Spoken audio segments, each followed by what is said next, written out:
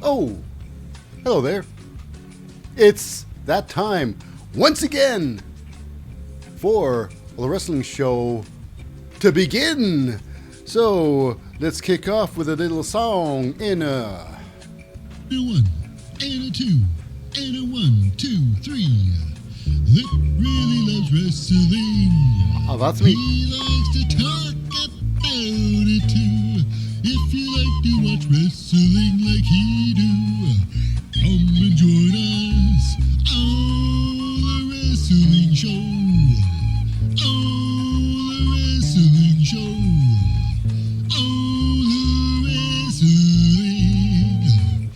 show.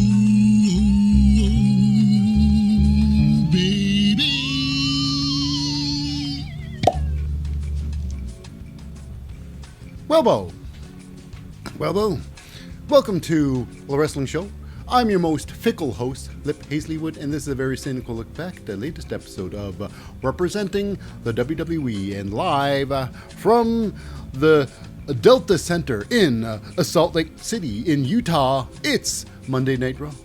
Air date, September the 18th, 2023. This episode is, of course, The Road to Fastlane? ? Nevertheless, before we dive into the show, just a quick shout out to the non-competitors. They are the glue that holds the building together. First and foremost, it is the authority figure representing.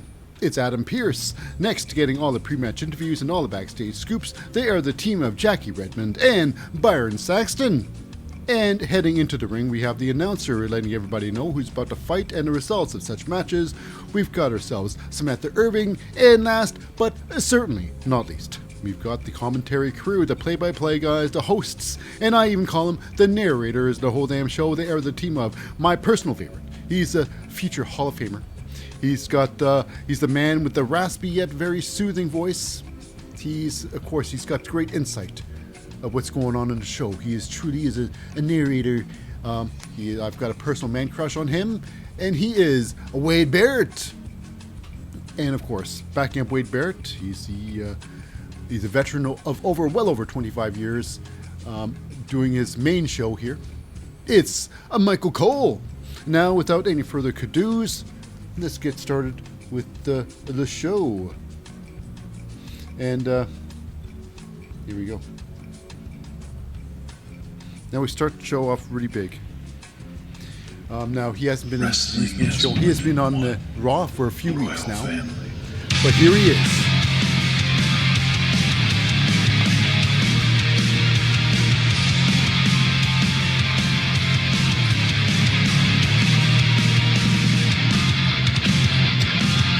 I got a rumbling in my bowels, and I think I'm gonna blow. There's a bathroom stall, I'm finally here. The toilet's there, I'm about to blow. I ate 5 tacos before the show. Shut the door and I sit down on the throne. Oh, whoa, I was never potty trained when I was younger. My father was never there. I did a poo today, don't have to do lingerie. I told my mother, and if he's here today, I would proudly say, I would have told my father, I'm a big boy now. Don't need no diapers now.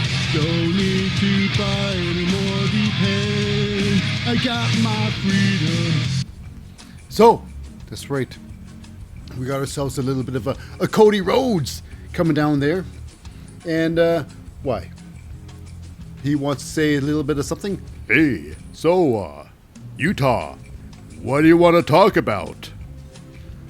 So I guess, he's got to talk about a couple of things, but then we got ourselves something else coming in. Oh, Dominic Mysterio coming in there. Well, your mom told me the other day that you're never home for pie. So I promised her in early May I'll make a pie. making apple pie. That's right. Judgment Days. Dominic Mysterio comes down to the ring there. And I guess he's got some stuff to say. He's talked about how the fact that Rhea Ripley is not present in the show today. After all, she's been injured last week. And he's talked about this match against Cody Rhodes and Dominic Mysterio. And Cody Rhodes, the match together. He's going to be the victory. He's going to dedicate his victory to Rhea Ripley. How heartwarming is that? Anyways, Cody Rhodes did his best to squash, Dominic Mysterio. But you know what? Dominic Mysterio holds a lot of heat around here. Holds a lot of heat, and so you can't really, squash Dominic Mysterio. Everybody is booing the holy hell out of him. So he goes, I don't think anybody heard that. You heard what you're saying. Can you repeat what you're saying there? I'm being hilarious. I'm Cody Rhodes. Anyways, yeah, Cody Rhodes, he just loves to be loved. And, he gets booked so well. I mean, how can you get even more love now? But book someone with the most hated person in wrestling. So here we go. Now, before we can get this match on, we got ourselves a little bit of something else. Oh! Rest of Judgment Day. It's with Finn Balor and Damien Priest come down to the ring too.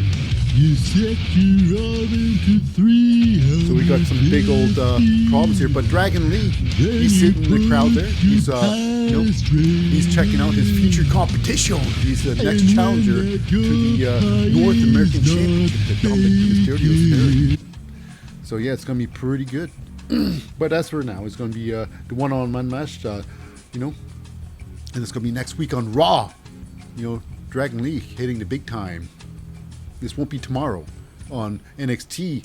It's too important for that, I guess. So now we got ourselves a big match. It's Dominic Mysterio versus Cody Rhodes. This match was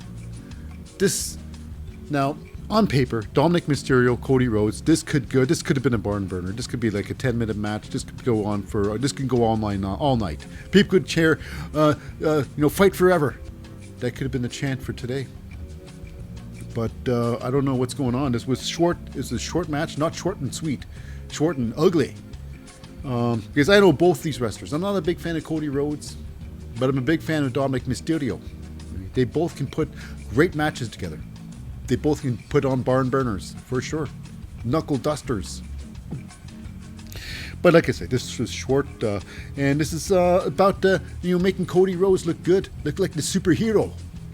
So in this match, in this short match, Cody Rhodes, it's basically a 3-on-1. Dominic Mysterio, distracts the referee. Cody Rhodes gets pulled off the ring apron by, Finn Balor. Inside the ring. Now later on in the match, we got ourselves an interesting thing. I'm not sure what's going on here, but it starts off as Dominic Mysterio trying to attempt a suplex on Cody Rhodes. I'm not sure what happened. Maybe Cody Rhodes didn't think Dominic Mysterio had it in him to suplex him, so he took it upon himself to suplex himself. So he took a giant jump over top of Dominic Mysterio. And it's instead of a suplex, it looked like some sort of a blockbuster. A blockbuster. It was weird. It looked like it looked like some sort of neck breaker that Cody Rhodes was giving to Dominic Mysterio. Very strange indeed. This happenstance in the ring there, but we move on. Eventually, Cody Rhodes gets his Cody Cutter on Dominic Mysterio, and then hits him with the crossroads, and the game was over. 2 minutes and 10 seconds. Now, I couldn't believe they're treating Dominic Mysterio like that. Dominic Mysterio has a big match next week against Dragon Lee, and he drops a clean loss to Cody Rhodes a week before his big match. Really? They couldn't have like a disqualification in this match. Like ended in disqualification, a little bit more honorable. I mean, it could have been worse. I mean, Dominic could have lost with a roll-up. Anyways, before Cody Rhodes gets his arse beaten by 3-on-1, Damien Priest, Finn Balor, Dominic Mysterio gonna get teamed up. But we got ourselves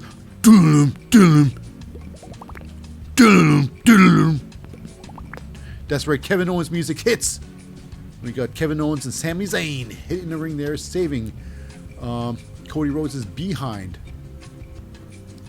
So now, with the Judgment Day gone, and they're about to go to commercial break, Cody Rhodes is about to hit the roads, when Kevin Owens asked him back to the ring. And when they got back from commercial break, Kevin Owens can finally go on to what he has to do. And he sells it off by saying, now that commercial break's over, I can finally ask you what I need to ask you, so then everybody can hear. Oh my. It's like, wow, really? Anyways, what the question he had to ask was Cody Rhodes. It's like, hey, Cody, why did you have Jey Uso come to Raw? As if it was his choice, it's like good rating. Hey, as if Cody has any choice of who comes and goes from the wrestling, the WWE. Anyway, so it comes down to that. And because he's got a big problem, he's got a trust issues with Jey Uso. And it comes down to this, it's like, so why did you do it? So why? It's your fault for bringing him in. So what is your reasoning? And Cody Rhodes like, well, let me tell you something. I like to make people happy. I'm Cody Rhodes, and I'm a people pleaser. Everybody here wants Jey Uso here, right? I'm Cody Rhodes. Wow, it would almost seem like Cody Rhodes is in the studio itself. Hi, I'm Cody Rhodes. And he basically says, everybody needs second chances, Kevin Owens.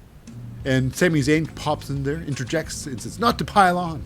But he agrees with Cody Rhodes that everybody needs second chances. Kevin Owens gave Sami Zayn a second chance, and Kevin a second chance. And with those second chances, they became tag team champs for a hot minute. But they were champions for a bit. And, of course, Sami Zayn thinks Jey needs a second chance. Cody Rhodes too. But Kevin Owens, he doesn't forget. He does not forget the past. And he remembers, what are you guys talking about? You want me to forget everything? What he did? He cost us championship opportunity, not just opportunity. He cost us championship gold. With his interference in our matches, we would be champions right now if it weren't for him. So how you want to forgive him for that? It's like, well, I guess I would have to play your game. So for now. So then we go backstage and we go for our next match. Before our next match, we cut ourselves a little bit prior to the match. Now the match was supposed to be a 2 out of 3 fall match. It's the New Days, Kofi Kingston, Xavier Woods versus the Viking Raiders, Eric and Ivar. But apparently, Eric has not been medically cleared for this match. Eric injured yet again. He is definitely a snowflake of a man. He always injured. Not at first rodeo being injured. So now, of course, this match can't go on. But there's got to be something to happen. So apparently, this match will happen somewhat, a form of this match. It's going to be a one-on-one match. It's going to be Ivar versus... Now, they had a predetermined who's going to win this match. Who's going to win this match? Who's going to go fight Ivar? Will it be Kofi Kingston? Will it be Xavier Woods? Why, Kofi wins it. So it'll be Kofi Kingston versus Ivar in this next match. Now, I always said this. Ivar, he's one hell of a talent. He's one hell of a talent. And given put on his own devices, put him to his own devices, if it was Ivar versus the world, Ivar would be champion in many different organizations. NXT champion. The main roster, he would have some gold, some sort of individual gold, many of them. Because I think he's got his skills in the ring can pay the bills, and he's got some amazing size, I think that's about Ivar. Now with Ivar, it is what's left of the Viking Raiders. It is Valhalla, dressed like Hawkman in his greatest furs. Now Valhalla, she's got one hell of a body. She's got a smoking body. She's the sexiest woman in Monday Night Raw. There's no doubt about it. But the way they dress her, they're hiding her absolute... Well, regardless. So she's around there. And she's on the side of Ivar. So how about this match? It is... Ivar has got more than double the size of Kofi Kingston. Kofi's got some quick speed, but Ivar's got quick speed too.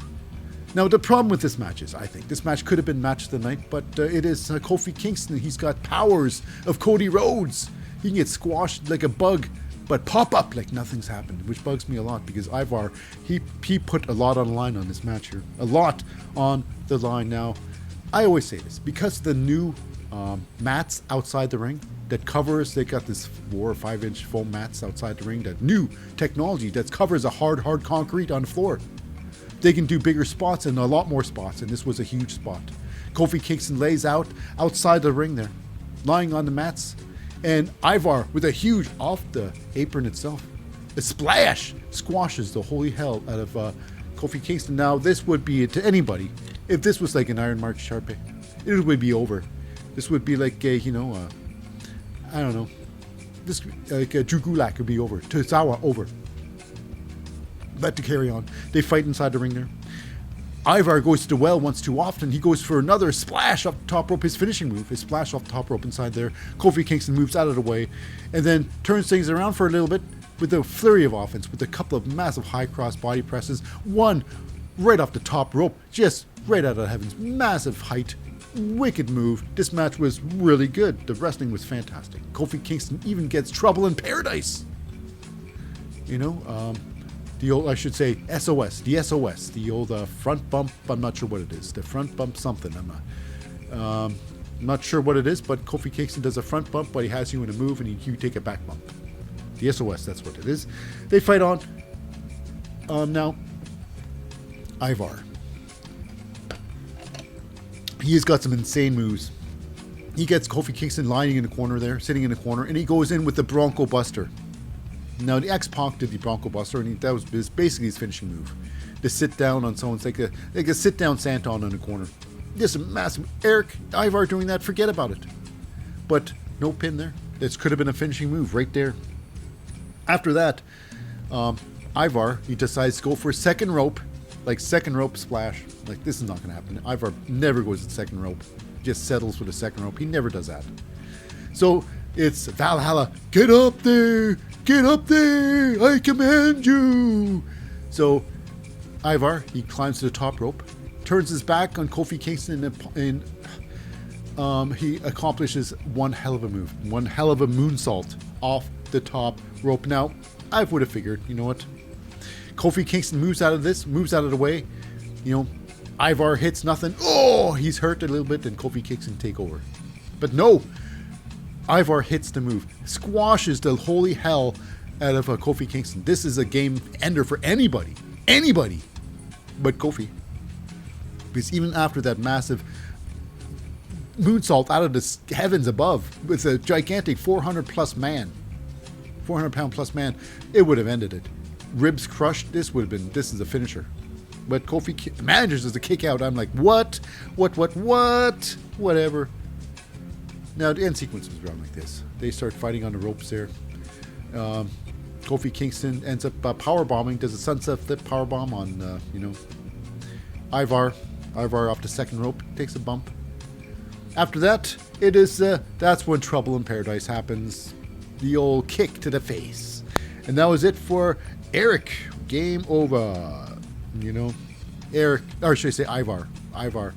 What a massive talent. What a massive talent in that ring there. But he still lost to Kofi Kingston. Moving on. We go backstage. It's with Jackie Redmond and Ricochet. Pre-match interview, basically, because they got a big match here today. Ricochet and Shinsuke Nakamura. And a question of the day is, Shinsuke, how do you feel about things? I guess pre-match. So he starts talking about the Ricochet. Ricochet talks about Shinsuke. And he's saying that, you want to play games, Shinsuke? Why? You don't want to play games with me. I'm the cheat code. He should be like the mod. Modifications. Otherwise, maybe he can't be the mod because that's a mod father, right? Anyways. So I guess we're ready for this big match. Shinsuke versus Ricochet. Wait for the Ricochet. And it happens right now. Now, Shinsuke goes to the ring first, and then we got a big problem because Shinsuke has his program with Seth friggin' Rollins. Seth Rollins defended his title at the last pay-per-view. I believe it was Payback. But, however, Shinsuke's been doing these attacks. And Seth Rollins has had it, and he comes down there to attack Shinsuke before the big old match. But we got ourselves some officials come out there and take Seth Rollins away, take him out of the ringside area. Too sweet. So the match does continue. Start, anyways. It's Shinsuke versus Ricochet. Now, in a match, we got ourselves one interesting situation where the referee thinks he's John Cena. You know, they get moved to the ropes. Shinsuke is leaning against the ropes, and the referee right there decides to shoulder tackle Ricochet off of Shinsuke. And then Shinsuke decides to kick Ricochet in the face. I'm thinking, is this really necessary to make a referee look like a fool? You know, for this cheat move? Is it really necessary? But I guess it was. But anyways, now here are the match here. It was a lot of back and forth. Now they were saying one thing about the match. It's like, Shinsuke, he's just not going for any pins. I think he's just trying to hurt. He just wants to injure Ricochet because he's clearly not interested in winning. Now here's where it gets problematic in this match. Now it's a lot of back and forth in the match. Ricochet, he has the finishing part. I think the finishing part of the match. Ricochet goes for a springboard high cross body from the heavens above, showing why Ricochet is one of the greatest high flyers in all of wrestling. Squashes the holy hell out of Shinsuke Nakamura. The referee goes for a count. 1, 2. Now here's the thing. What is a kick out? A kick out means your shoulders are no longer on the mat. So here's what I see. Shinsuke Nakamura, there's no effort put in his kick out because there was no kick out. Shinsuke Nakamura raises a hand like he's got a question to ask. Raises a hand off the ground. Now his arm's off the ground, but his shoulders are clearly still pinned to the mat. This should have been over right there. Shinsuke Nakamura loses. Ricochet wins. Because it's not about wins or losses here. Shinsuke, I don't think he really cares who wins or loses. The match is even said. So Shinsuke loses here, but nevertheless, though. The referee doesn't count because he's kind of bashful. He's like, this is end like this, I'm not sure. I don't think it was in a part of... anyways, it was upsetting. They end up taking the fight outside for the real finish. Ricochet tries to beat up some Shinsuke outside the ring there, and Shinsuke pulls out a chair from the timekeeper's area and tries to smash Ricochet over the head with it. Ricochet moves out of the way. Ricochet, however, takes that same chair and smashes Shinsuke on the back. The referee stops the match due to disqualification. Ricochet is all upset. What did you disqualify me for? He was going to use the chair first. Just because I actually used the chair doesn't mean you have to disqualify. What, it's illegal to do that? So it's ridiculous. The fans booed. I booed. This could have been a great match, but I guess, whatever. This is their idea of an ending. Well, we can't have a real ending, a natural ending, so... disqualification it is. Well, you know what? I think the natural ending was the Ricochet with the win, but I'm not sure. Plan B? I don't know. So anyways, the real ending of the match is this. Ricochet goes in the ring there, and he gets I guess chop blocked, but not really chop block. He gets taken out. A big old kick, a sliding kick to the ankle. Now I'm thinking this is the start for Ricochet's vacation. I'm thinking when Ricochet returns from this whatever injury that's going to happen, he's going to return with his tag team partner, Braun Strowman, baby, as the I'm not sure if Braun Strowman's bald anymore, so they're not called the Triple B. Bald, bearded, and beautiful. So they may be just big, bearded, and beautiful. I don't know. So anyways, Shinsuke attacks. They take the fight outside again. Well, somewhat outside. Shinsuke pulls Ricochet's, crotching him on a ring post. Ricochet's legs are hanging outside the ring. And then this is when Shinsuke does some move. I'm not sure what exactly we're supposed to do. Well, we all know what we're supposed to do. We're supposed to smash Ricochet's in the legs. But I guess the camera was in the wrong spot. So Shinsuke swings the chair, and smashes the ring post many times. Thank goodness it did not hit Ricochet's leg. Even though we're supposed to believe that happened. That happened. Now, before Shinsuke can finish off the job, we got ourselves some Seth Rollins comes in for the help finally. A little bit too late, but he comes in. He beats up some Shinsuke, throws him in the ring there, and throws in his chair too inside the ring. Tries to pedigree Shinsuke on the chairs. Shinsuke turns things around with a back body drops Seth Rollins onto the chair, onto his bad back. Oh no! You know? because he's got 2 fractured vertebrae in his spine, Seth Rollins does. So before Shinsuke can finish the job, the officials come in yet again, pull him apart, and thank goodness, because in the back area, Seth Rollins can barely walk because his back is so painful. He went to the medical office and see what they can do. Hit me with some morphine, baby! Didn't say that at all. But after that, because Seth Rollins was very painful. So after that, we go backstage with some Byron Saxton and the GOAT, I think. She is such a massive talent. She's so intelligent. She is the tag team champions. She is Chelsea Green, looking absolutely fantastic.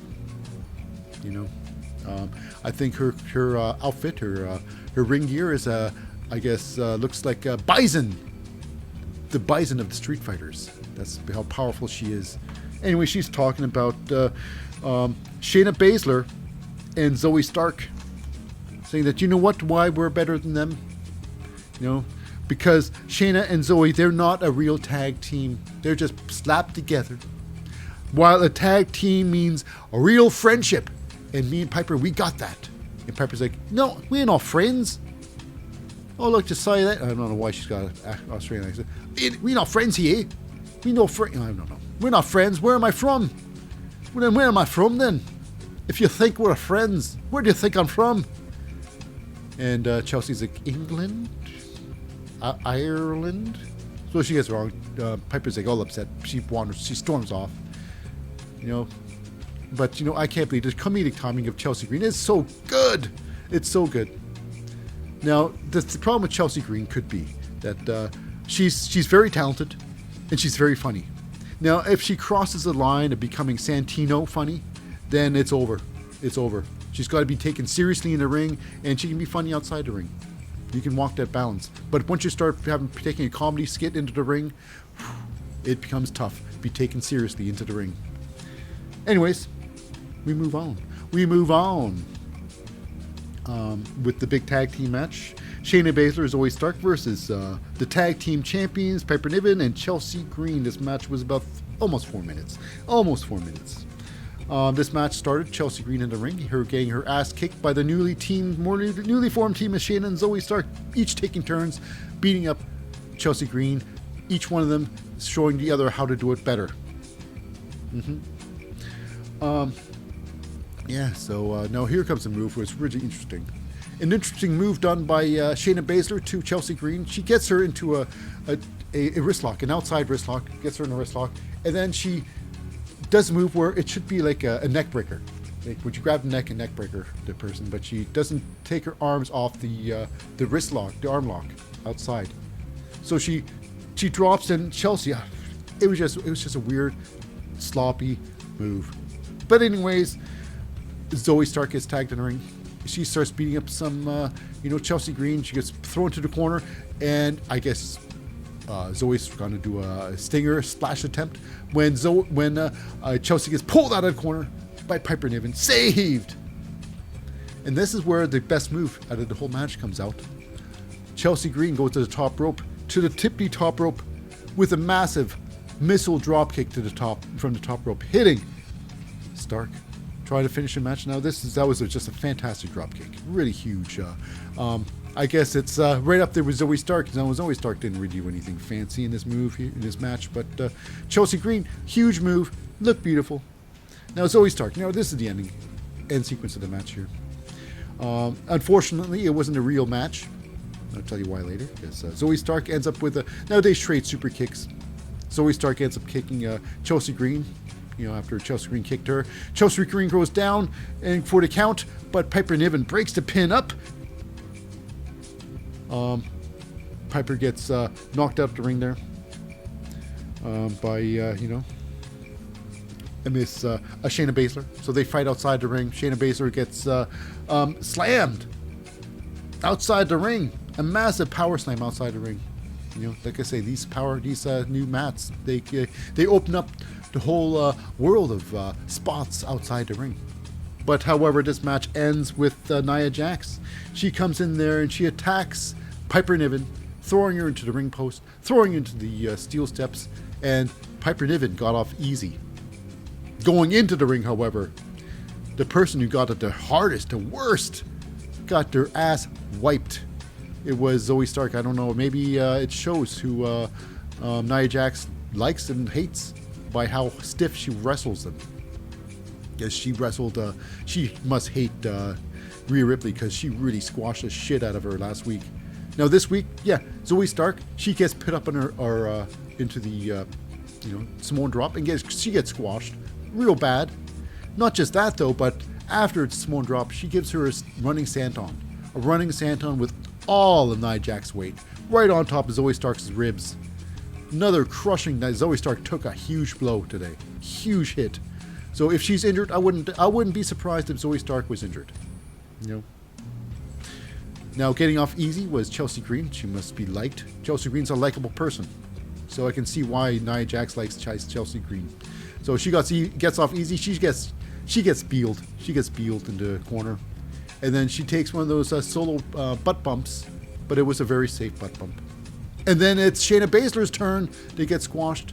She gets slammed in the corner there, and then just like last week, theoretically like last week, Nia Jax goes to top rope or second rope there on the corner, and with the Yokozuna, the bonsai drops down on Shayna Baszler. Now the difference between Shayna Baszler getting bonsai dropped and Rhea Ripley getting bonsai dropped is that Shayna Baszler, when Shayna Baszler gets dropped on, Nia Jax held on to the top rope, making it safe. Rhea Ripley, she just let go. She just gave it to her all, which means Nia Jax likes, is favorable, doesn't hate, Shayna Baszler, respects her. After all, they do have history. They do have history. So now, speaking of history, we go backstage. It's with, Adam Pearce. He's dealing with some issues with Seth Rollins' health.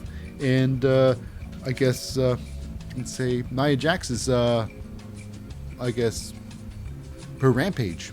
And then that's when we get Chad Gable. He's stuck in the Christian conundrum.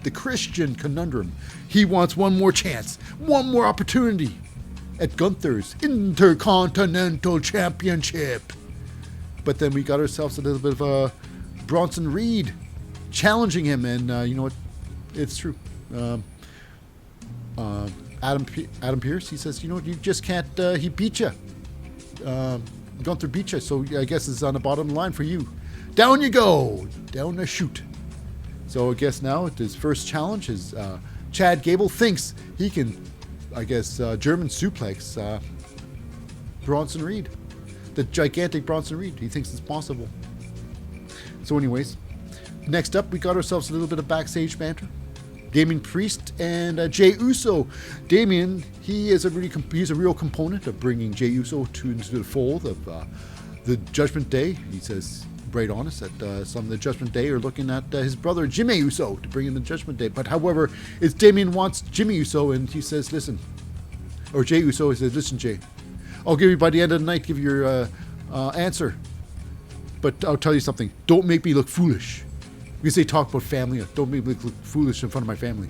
They talk about family, and Damian's like, yeah, you know what, this is family. And it's like, Jay's like, yeah, I know about family. I've got the bloodline. He's like, this is not like blood. This is not relatives.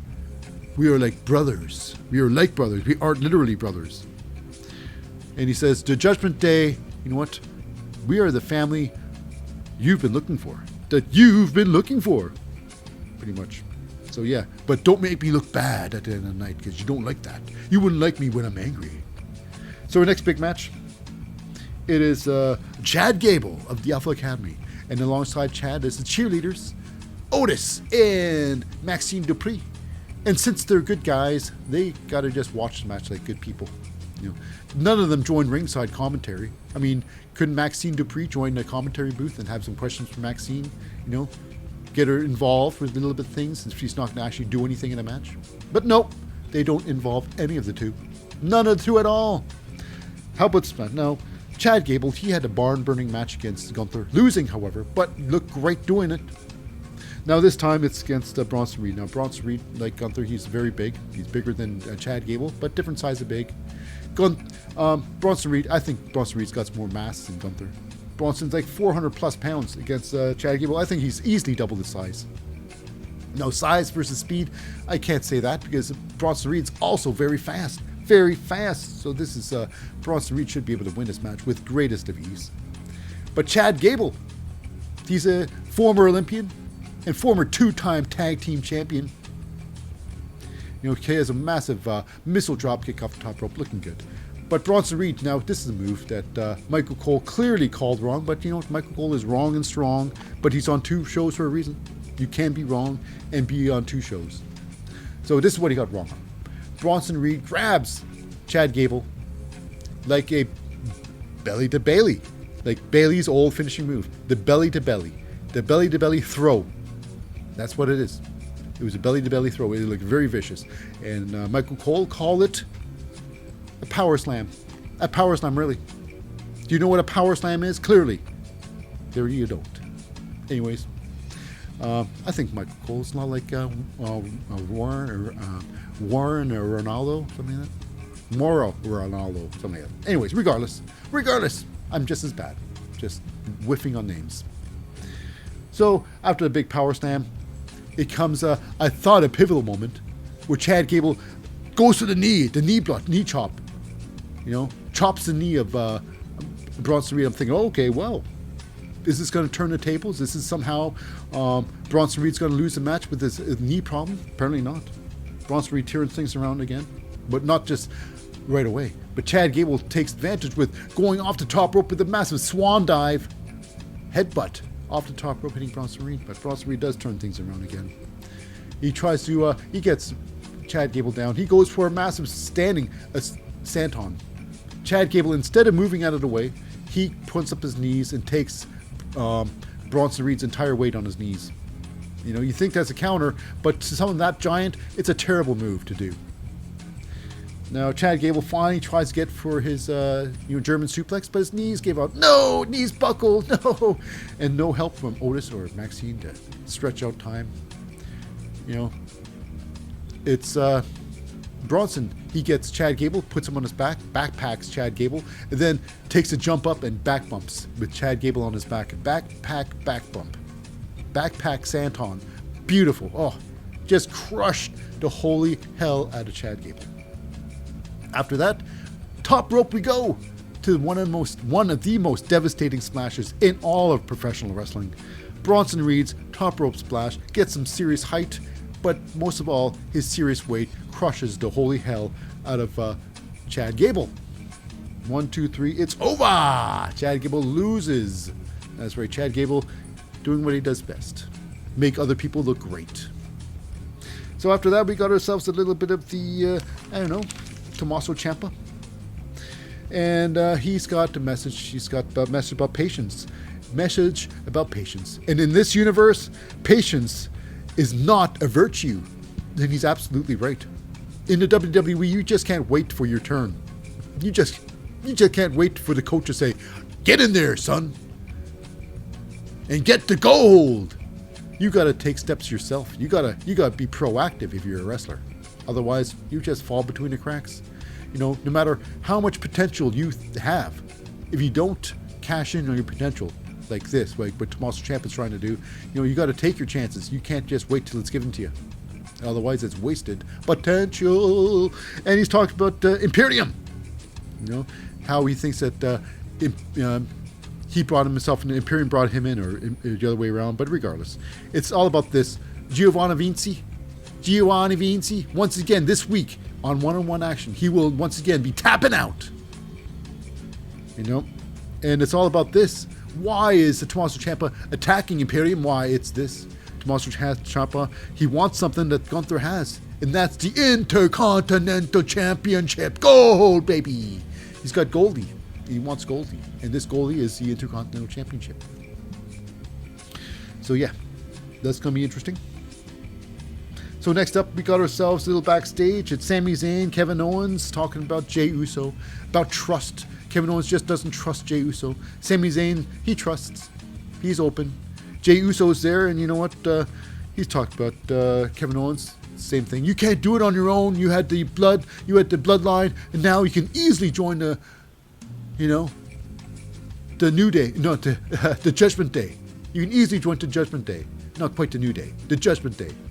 So yeah, because they don't have a match, Kevin Owens leaves, and Sami Zayn has a couple of seconds to talk to Jey Uso, and he talks about, you know what, it's just going to take some time for Kevin Owens to come around. He'll warm up to you one day. He will. He did me. He did me. Didn't really say that, but, you know, one day, who knows, they might be friends. They might not be, but they might be. Moving on. We go into the ring, and it's with, Becky Lynch. She has herself an open challenge match, and Becky Lynch is the NXT champion.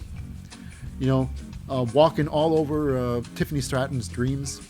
Tiffany Stratton, she's so damn talented in the ring. She's graceful, she's fearless, and I can see she being champion once again in no time at all. You know, she's got what it takes to be a champ. You know, whether Tiffany Stratton dropped a belt because she's injured and she needs to take some time off, I don't know, or it's because Becky Lynch, she needs to acquire her goal of, getting every championship before she, retires. You know, to be the, Grand Slam champ. So now she's officially Grand Slam. She got every belt now. She's gotten every belt. So she's offering a open challenge, and who accepts the open challenge? But it's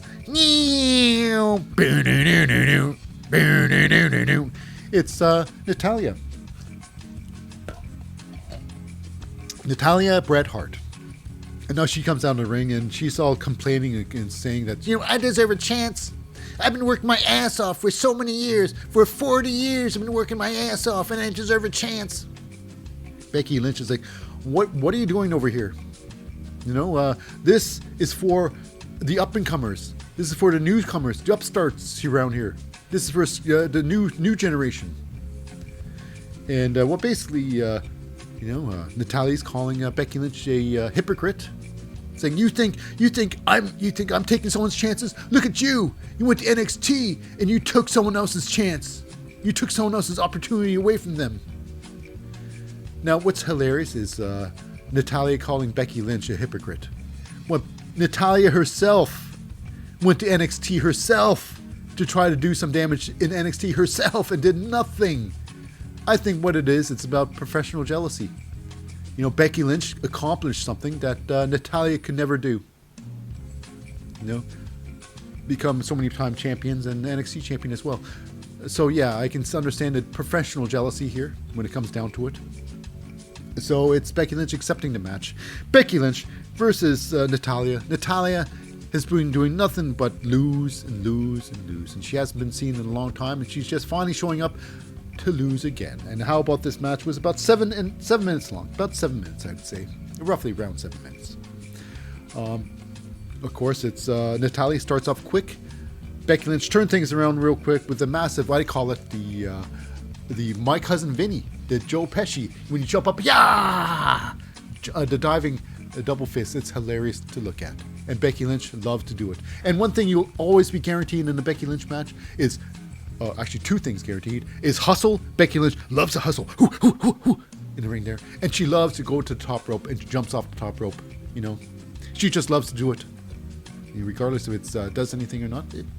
She's not a great high flyer. She's not known as a luchador for huge reasons. Every single match she goes off the top rope, she's still not known for it. Because it's so terrible. Now, in the women's division, this is the superplex. This is their version of the top rope suplex, which is the second rope suplex, where, it's Natalia suplexing Becky Lynch right off the top rope, throwing her right off there. And now it's Natalia's best move. Best move in the match. Becky Lynch, of course, she can't be outdone. She goes to the top rope with a massive missile dropkick, dropping Natalia. Now, the end sequence is this. Now, in the end of the match, it is Becky Lynch getting behind Natalia at the corner turnbuckle. With the O'Connor roll, rolls her around, tries to get the pin. She gets a 2 count. Natalia rolls through, tries to get Becky Lynch with the pin. She gets a 2 count. Becky Lynch then returns the favor with a schoolgirl, what they would call it, the backwoods. So yeah, it's Becky Lynch winning with the schoolgirl. Natalia losing. Otherwise, when you lose to a roll-up, you're pretty much taking it in the rear. So that's right. Natalia. Now, Natalia, she's talented, but I think her talents are best suited in another company. I think if she wants to be taken serious, if she wants to be a champion, she should go to Impact Wrestling, or she should go to All Elite Wrestling. There, I think they would respect her to give her the opportunity to get gold. If not, give her the gold straight off the cuff. Moving on. We go backstage. There's a little bit of Adam Pearce and Dragon Lee talking about future plans and whatnot. Dominic Mysterio comes in there really angry. Blames Adam Pearce for what happened by not taking action against Nia Jax during Mama Ria. And basically it's just a little heat, little build-up heat for next week. Dragon Lee, Dominic Mysterio. This for the North American Championship gold on Raw. I'd say this should be pretty good. I'm looking forward to Dominic Mysterio, Dragon Lee, even though Dominic Mysterio looked like a clown versus Cody Rhodes earlier. It was sad. But this is build for next week, which should be good. Dragon Lee, Dominic Mysterio, you can't go wrong. But then again, you can. So next up, we got ourselves some Imperiums, Giovanni Vincy and Tommaso Ciampa. And with Giovanni Vincy is Ludwig Kaiser. And of course, where is Gunther, your Intercontinental Champion? Nowhere to be seen. It's true. Not there today, at least. Well, not at ringside. So they're fighting on, and here's the thing with the match. When you're fighting Imperium, you're fighting everybody who's there at the ring. So now while they're fighting, they fight towards the ropes, and the referee, instead of giving any 3 count, any 5 count start for to break things up, he immediately shoulder tackles with Giovanni Vincy out of the way. I suppose this is this. They say, "This is cute. This is when you take me away." Instead of Giovanni pulling the ref off of him and say, "Hey, come with me. Hey, I got to say something to you." Causing some controversy. And nevertheless, the referee walks away, and that's when Ludwig Kaiser grabs the Tommaso Ciampa's leg, stalls him for a bit. Giovanni gives Giovanni some chance because Tommaso Ciampa was just stomping the holy hell out of him. Watching backstage is Gunther. Gunther watching backstage, seeing exactly how things are going to go, and if it goes bad, what kind of punishments do you dole out to the weakest link of Imperium. So in the ring right now, we got ourselves the end sequence area. It's with Tommaso. He's getting ready for a knee strike where he cleans off his knees from his knee pads. He pulls his knee pads down, both knee pads down to expose his knee to one massive knee to Giovanni Vincy. But Ludwig Kaiser, he rolls into the ring there, gets Tommaso's attention. He does. Giovanni and Tommaso, they scrabble on. Giovanni tries to get a cheap roll-up win. I'm surprised he didn't. His backwoods usually works. But they scuffle on. They hit the ropes. Giovanni tries to go for a cheeky, I'm not sure what kind of cheeky move it is, but he goes for a springboard, some sort of springboard move. But instead of a successful offensive move, he gets hit with the flying exposed knee of Tommaso Ciampa. Whammo, bammo, thank you, amamo. It's over for Giovanni Vincy and Imperium. Because right after that, it's his finishing move. It is the Sicilian stretch. And you're wondering, what exactly is the Sicilian stretch? Why, it is it's a modified Rings of Saturn. It's like a label lock almost. I guess the label lock is the Rings of Saturn. Instead of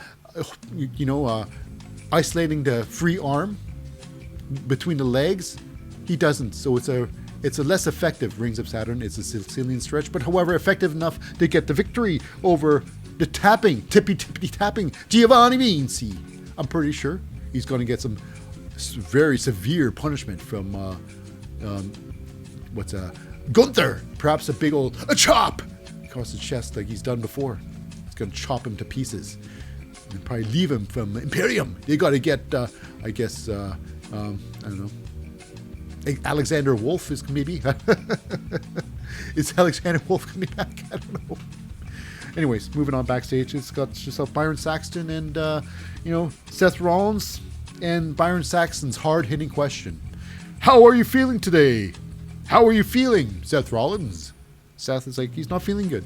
He's been attacked many times by Shinsuke Nakamura, taking full advantage of his hurt back. And Shinsuke, he's trying to entice Shinsuke into fighting. You know what? He just wants Shinsuke in the ring.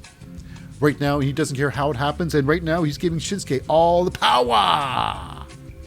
So he says, name the time, name the place, and even name the stipulation. So yeah, it's called the I Win match. Where no matter what, you lose. So yeah, that's going to be interesting. That's probably not going to happen, but we're going to have some sort of match where Shinsuke... Now, if Shinsuke can win this gold, I mean, the Japanese influence in the WWE is so weak. I mean, now, of course, Asuka has got the women's championship gold, but the men's championship. I mean, I don't think the Japanese men has ever scored the heavyweight championship in the WWE. Ever. Not ever. Anyways, can Shinsuke be the first Japanese man to become the world champion of the WWE? Well, we'll find out soon enough. Time will tell. Moving on. We go to our main event match. It is main event Jay Sneakers Uso. He loves his sneakers. Because when he's done in the match, he can just kick them off. Right? He doesn't need to kick them off. He just can go home. Because he doesn't need to change his shoes at all. It's great. But Drew McIntyre going old school in this match, bringing in an old friend. Karen, his trusty sword. Because his sword is a Karen. It doesn't care. It's a very... what's he going to do? I mean, it's so ridiculous to bring a sword in there, other than for show. But, what's he going to chop someone directly in half? Because that sword can chop someone in half. It's so ridiculous. I'm going to legitimately kill you. Anyways, the match here. It would have been match of the night. It could have been match of the night, but it wasn't. It was just a good match. This was about 11 minutes. Drew McIntyre, clearly the much bigger competitor in the ring there. Jey Uso would have to rely on his, his guile. His guile. Now, of course, it was Jey Uso got started quickly until, of course, he gets knocked to the ground by Drew McIntyre and gets thrown around. Now, Drew McIntyre, what I saw, Drew McIntyre threw on a snap suplex that I couldn't believe. This snap suplex was right up there with the Dynamite Kid. The Dynamite Kid snap suplex. This was that damn good. I couldn't believe it. Beautiful snap suplex. Haven't seen that in years. Years. Now, not to be outdone, Jey Uso gets the tope, gets Drew McIntyre outside the ring with a tope suicidas him. Not once, but twice. Twice. But after that, we got ourselves a little bit of, coming down to the ring. Making sure that Jey Uso has some guidance, has some backup.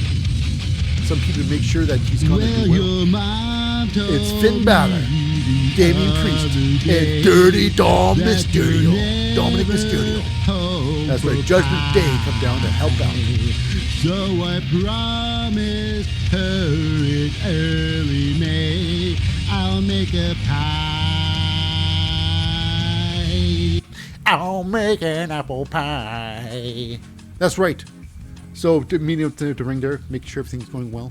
Now, in this match here, Drew McIntyre with a massive top rope suplex. Beautiful top rope suplex. No Bret Hart style, but it was a very beautiful suplex right off top rope, squashing Jey Uso. Now, here's where things take a turn.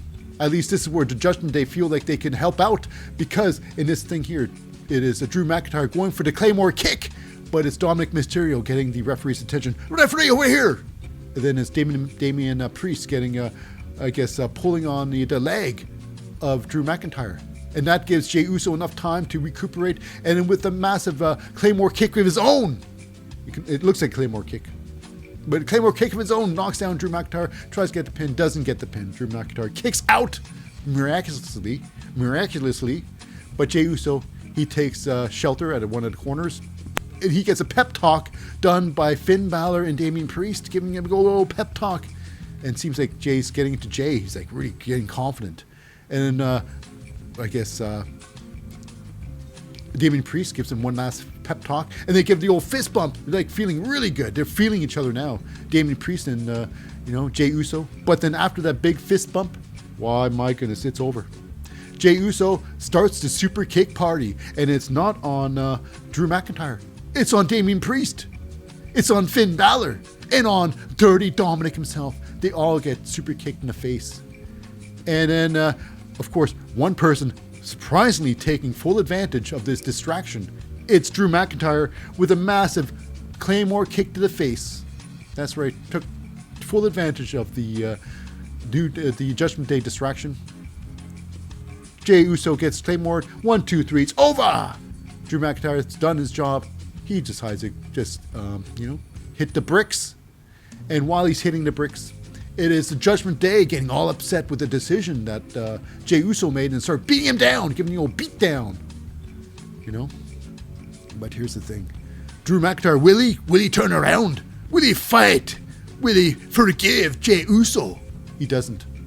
Because while he runs to he's deciding what he's going to do. We've got ourselves a little bit of one more time. He's running to the ring. I'll save you!